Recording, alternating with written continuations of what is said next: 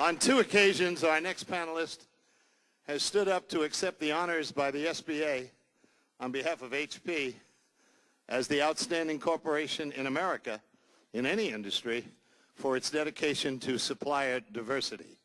My friend Brian Tippens is accessible, informed, and I'd love to have his mileage count because he's all over the country helping small business. Representing HP and the private sector, will you welcome their Global Director of Supplier Diversity, Brian Tippens.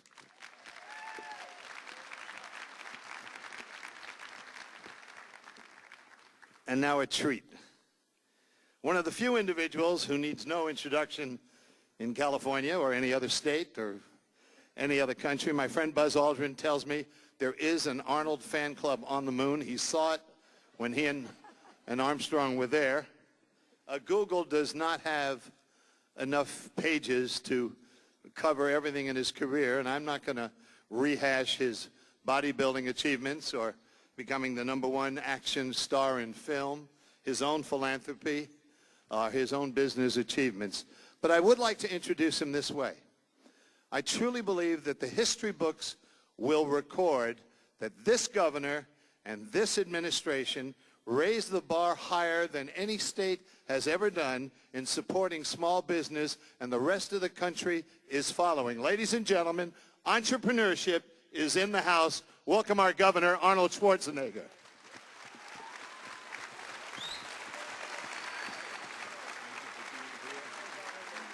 Thank you, Governor.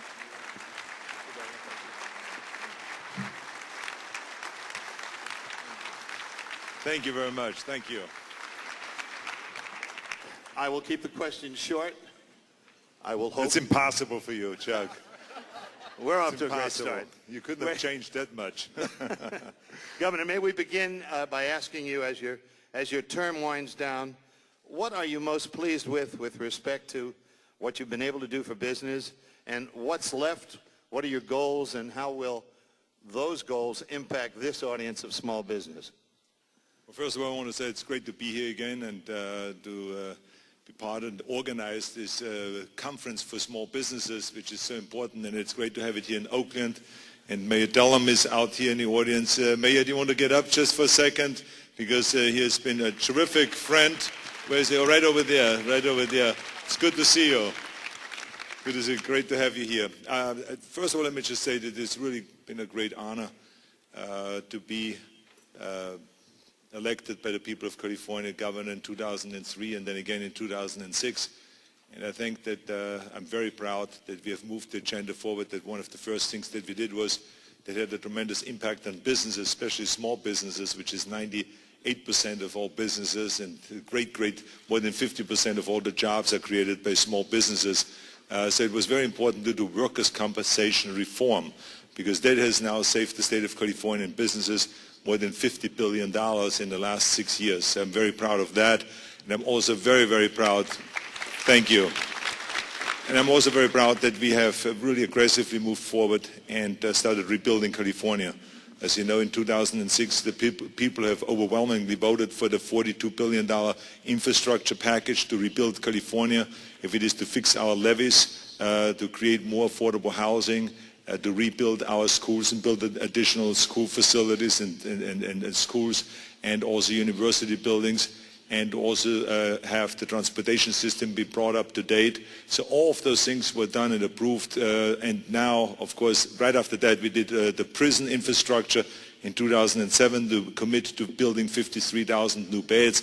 And the last thing of the last piece of the puzzle is now a water infrastructure, which will be on the ballot in November, which will be the most comprehensive water infrastructure package in decades. So it's very important, again, that that passes, and that altogether will really set the California, move the California forward in a very aggressive way. And because to me, the most important thing is to have the infrastructure in place. And there was, of course, other things like political reforms, the redistricting reform. I was very happy that we passed it, which will have an effect on businesses, because it means that politicians in Sacramento will move closer together and will get more to the center where the action is, rather than being so far apart and try to always fight over every little issue. And another initiative that's, of course, very important that will come up which will be the open primaries. So I hope that everyone votes on that and votes yes on that, because it's another way of bringing our politicians, Democrats and Republicans, closer together. But there's a lot of work that needs still to be done. I think that the important thing for the government is that we are a friend to business, that we are a partner in prosperity rather than an obstacle to success. And too many times government has gone the other direction and try to do things that really become an obstacle to businesses. So we have to go, and this is why on January 6th, when I did my State of the State, I proposed a whole job creation package in order to bring people to work, because to me the most important thing now is to bring our economy back and to create jobs, jobs, jobs. Thank you, Governor. Brian, your colleague, your colleague at HB, Brian Birch, coined a phrase some months ago. It's been picked up nationally, the accidental entrepreneur. Who is the accidental entrepreneur, and what's the impact on these intentional entrepreneurs? Great question. First of all, also happy to be here today, happy to be a sponsor, and happy to be representing a great California corporation, HP. I wish I had come up with that phrase. I think it's a good one. He could probably make some money off that one, accidental entrepreneur. When we're looking out and attending these events and kind of looking at the corporations, the small businesses rather, that are approaching us, we're seeing this new trend of individuals that maybe didn't set out intentionally to start new businesses, but they found themselves in this entrepreneurial position. And it's a few different categories. It's the soldiers that we're seeing, the 1.5 million soldiers that are returning now from Iraq and Afghanistan and finding it very hard to find traditional careers in the workforce. And regrettably, it's a crime, but I think their unemployment rate's probably twice the national average. But they're going out now and catching that entrepreneurial spirit and starting businesses of their own. And the second category would be the students who spent lots of time and money, and maybe mommy and daddy's time and money to go to college and university and get their degrees, and now they're looking out there and not finding the opportunities they thought they'd find in the traditional workforce for those traditional careers, and looking to start their own businesses. We're seeing quite a bit of that as well. And then finally, I'd say, is the seniors that we're seeing, the folks who are, or the retirees, I should say, that had planned a certain retirement lifestyle based on some investments, and seeing that investment portfolio regrettably decreased and not being able to live that same lifestyle they thought they could, coming into the entrepreneurial realm and starting businesses of their own. So there is this new increase to the pool of small businesses. To your point, though, I don't think it's a bad thing. Don't get me wrong. I think it's actually a good thing, because it increases that pool of, the 20 million small businesses in the nation, the 3.2 million small businesses in California that really will drive the economy, that are going to be the engine of growth and lead towards California's recovery. Could I comment? Earlier today, I moderated a panel on how to sell government agencies. Great panel, representatives of your office, Governor, the new Economic Development Office, from the federal government as well. And someone asked, I'm a small business and I really can do the job, but I'm not sure I can get in the door. And what they were really saying is there a good old boy network? Now, I know you sign checks for billions to women-owned and minority-owned and veteran-owned, disabled veteran-owned companies. It's only natural, I think, for a company or a government to want to deal with the people they know. Have you got room at the door for the newbies?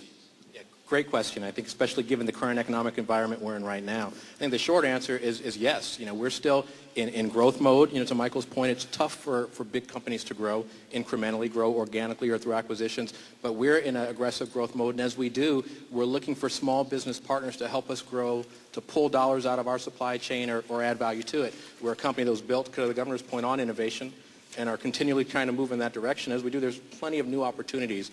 We were able, even in last year's rough economic environment, to spend over $3 billion with small businesses, and plan to do about the same this year in new innovative areas. And as the governor's progressive areas around green technology, we certainly want to be a leader in that space and sell to the government of California, the states and municipalities. And so there's this natural trickle-down effect. As we're working to meet those goals and obligations, we need new partners in our supply chain who can do the same thing. So you don't mind my giving your home phone to everyone in the room? It's 916. No.